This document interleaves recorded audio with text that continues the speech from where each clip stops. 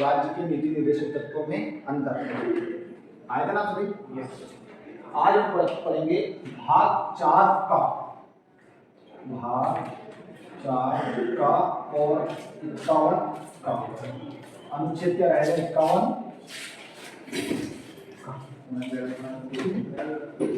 कल अपन ने मौलिक अधिकार एवं राज्य के नीति निर्देशक तत्वों में अंतर पढ़ा था, और आज पढ़ेंगे अपन भारतीय संविधान के भाग 4 का और अनुच्छेद 51। अब आपको मैंने बताया जब भी का, खा, ग ऐसे कुछ भी जोड़ा जाए, ए बी सी डी, है ना, तो अर्थात उसे संविधान संशोधन द्वारा जोड़ा जाता है। तो अपन देखते हैं कि भाग 4 का जो नाम है वो है आपके मौलिक कर्तव्य। मौलिक, वो मौलिक अधिकार है, ये मौलिक कर्तव्य। कि किस देश से लिए? तो रूस से। किससे लिए? रूस से। उस समय रूस का नाम यूएसएसआर हुआ करता था, फिर 1991 में उसका विघटन हुआ। ठीक है। और एक बात तो याद रखिए, यहाँ इसको जोड़ा गया था 42वें संविधान संशोधन। लिख लेना आप सभी, 42वें संविधान संशोधन 1976। ठीक। उस समय प्रधानमंत्री इंदिरा गांधी, और किनकी, किस समिति की सलाह पर जोड़े गए थे? तो सरदार स्वर्ण सिंह समिति। क्या नाम था समिति का? सरदार स्वर्ण सिंह। क्योंकि समिति में जितने सदस्य होते हैं उसमें जो अध्यक्ष रहते हैं उसके नाम पर ही समिति का नाम रखा जाता है। ठीक है। और जब इनको जोड़े गए तब इनमें मूल कर्तव्य या मौलिक कर्तव्य की संख्या कितनी थी? तो संख्या थी उस समय 10। कितनी थी? 10।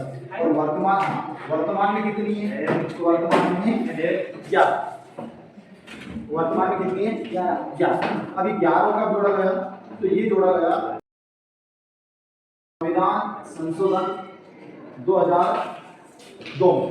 कब जोड़ा गया? 2000। ये सब बेसिक चीजें लिख लो, फिर अपन 11 ही मौलिक कर्तव्य पर लिखेंगे। ठीक। कभी आपने जो आपने किताब है 11वीं 12वीं 10वीं की, उनके पीछे के प्रश्न पर लिखे रहते हैं, हमें राष्ट्रीय ध्वज राष्ट्रगान का आदर करना चाहिए, है ना, हमें देश की रक्षा करने के लिए हमेशा तत्पर रहना चाहिए। ऐसे नागरिकों के कितने कर्तव्य बताए गए हैं? 11। कितने?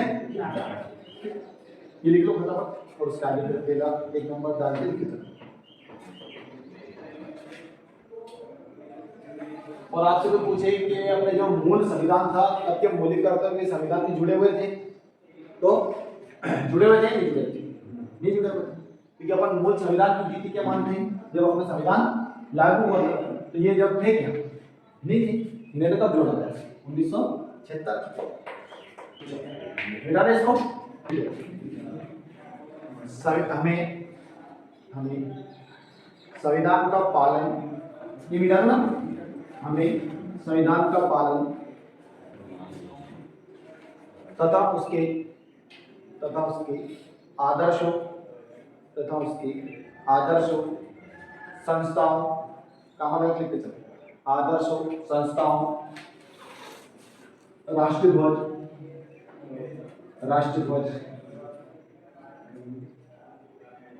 और राष्ट्रगान का आदर करना चाहिए।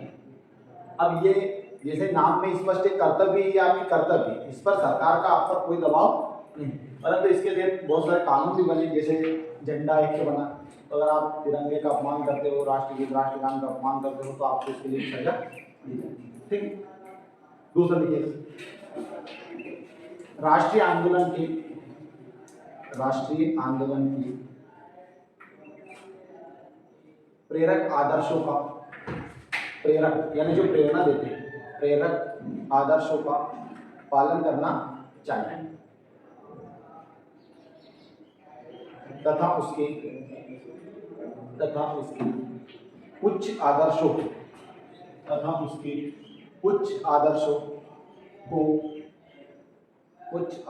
को हृदय में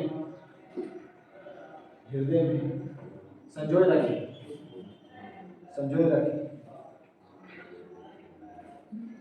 अगला संजय रखें, उसके बाद अगला तीसरा लिखेगा भारत की,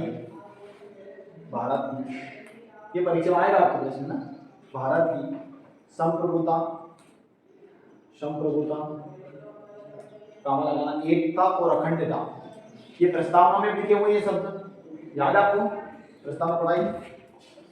महाभारत की संप्रभुता, एकता और अखंडता की रक्षा करे, रक्षा करे और उसे अक्षुण्ण बनाए रखे, और उसे अक्षुण्ण बनाए रखे।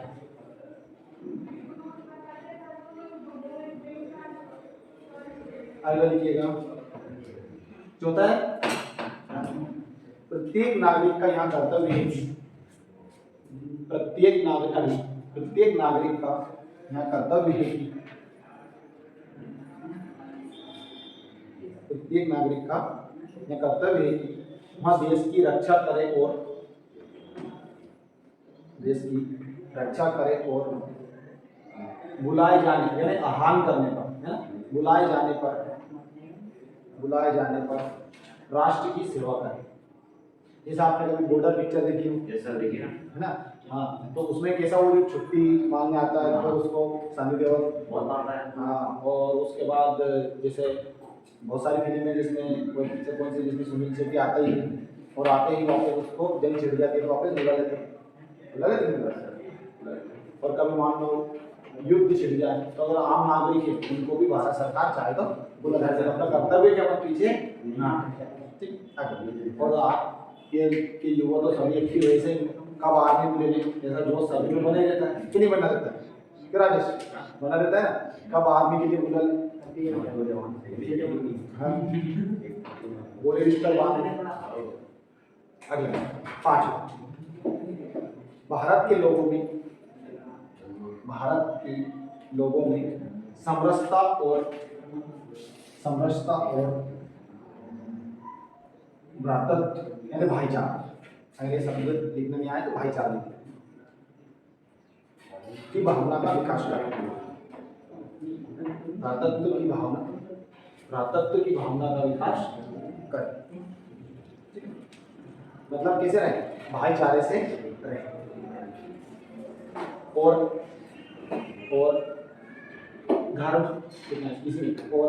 धर्म भाषा प्रदेश यानी क्षेत्र, प्रदेश या वर्ग के आधार पर भेदभाव ना करें, और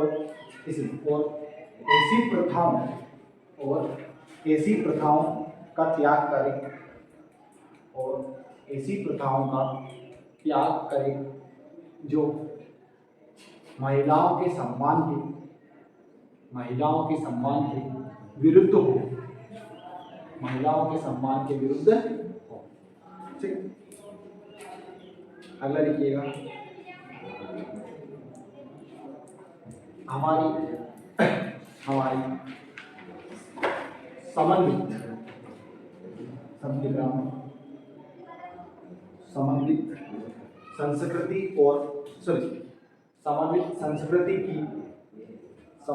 संस्कृति की गौरवशाली परंपरा का महत्व समझे और गौरवशाली परंपरा का महत्व समझे और संरक्षण करें।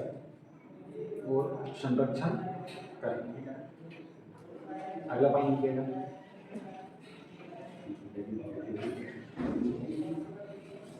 प्राकृतिक पर्यावरण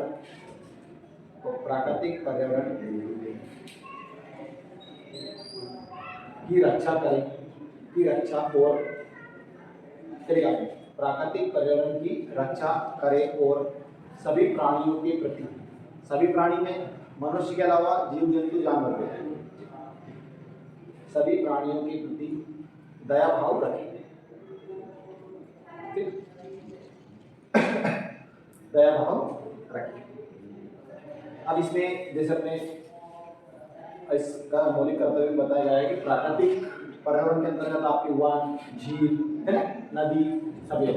वन्य जीवों में जो भी जानवर हुए, जो भी जीव जंतु हैं, सभी उसमें आ जाए। पेड़ पौधों का भी अपने को रक्षा करनी चाहिए। बहुत सारे आंदोलन चले हैं, उनसे तो प्रेरणा नहीं मिली। अगला देखिए, वैज्ञानिक दृष्टिकोण काम लगता है मानववाद और ज्ञानार्जन। ज्ञानार्जन मतलब समझते हैं, हमेशा ज्ञान देते हैं, ज्ञानार्जन, ज्ञान का अर्जन, हमेशा क्या रहे, सीखते रहे, क्या करते रहे, सीखते रहे। ज्ञानार्जन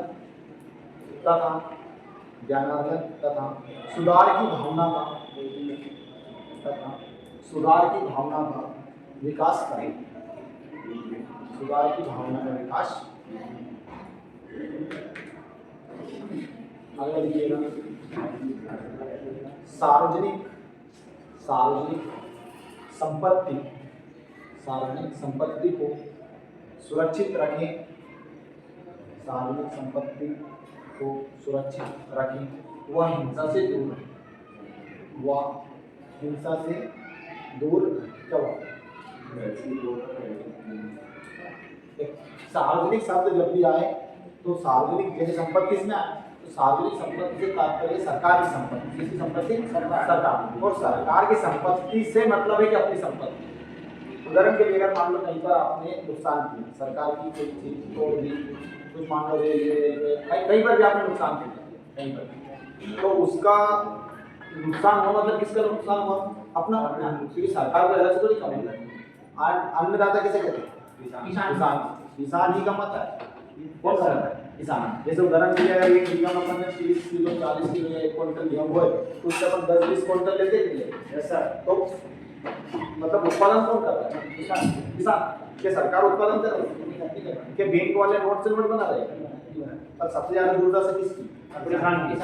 किसकी? किसान। क्या बैंक वाले मैनेजर खेती पाउडर लेके जाते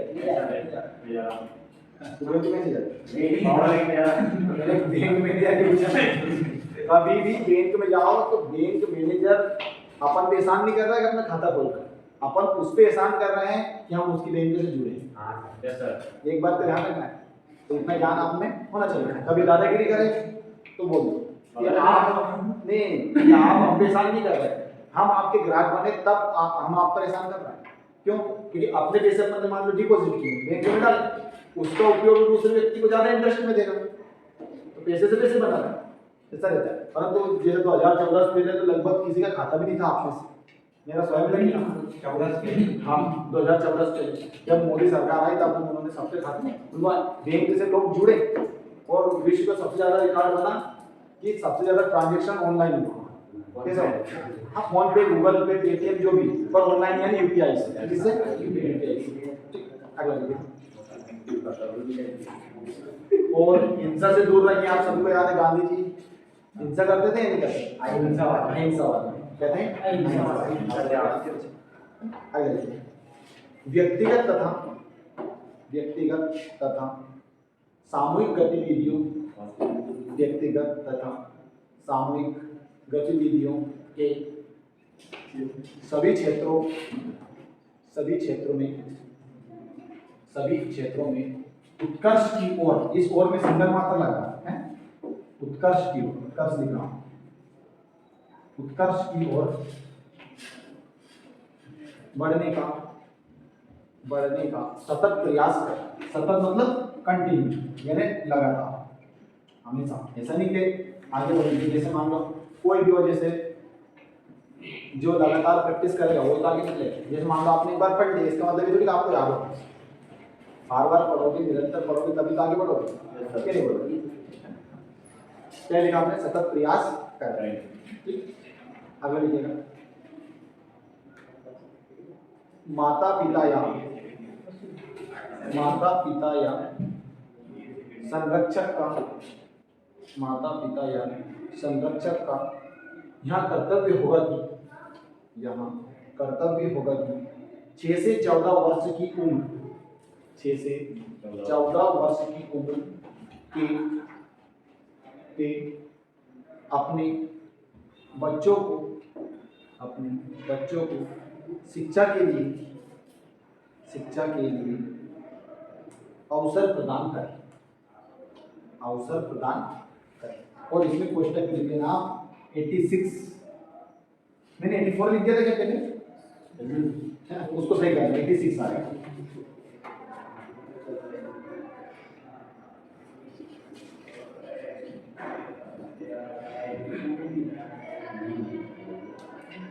दो हजार दो फिर 2000 इसके कोष्टक में लिखना है जो आपने लास्ट वाला लिखा उसमें लिखना 86 के संविधान 2002 और जहां मैंने 84 लिखवा दिया था गलती से उसे भी आप क्या कर लेंगे 86 कर लेंगे। इस तरह आपके 11 मौलिक कर्तव्य। मौलिक अधिकारों की संख्या कितनी है वर्तमान में 6 और मौलिक कर्तव्य 11। मूल संविधान में मौलिक कर्तव्य कितने थे? एक भी। जब संविधान लागू हुआ तब एक काम और मौलिक कर्तव्य कितने हैं? मौलिक अधिकार कितने थे जब संविधान लागू हुआ था? 7। फिर संपत्ति का अधिकार हटा दिया ना। इस तरह ये आपका कंप्लीट